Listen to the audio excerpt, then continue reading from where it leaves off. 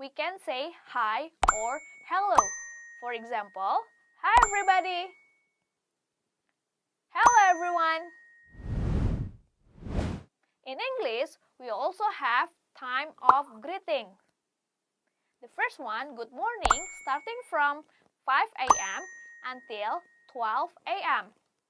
Second, good afternoon, starting from 12 p.m. until 5 p.m. The last one, good evening, starting from 5 p.m. until 10 p.m.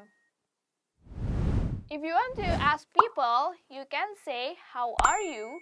Or, how are you doing?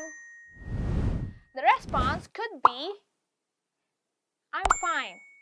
But it is really common and old style. You can change into, I'm good, I'm not bad, I'm so-so, or I'm pretty good, I'm great. And then maybe you can also ask that person, how about you? And you?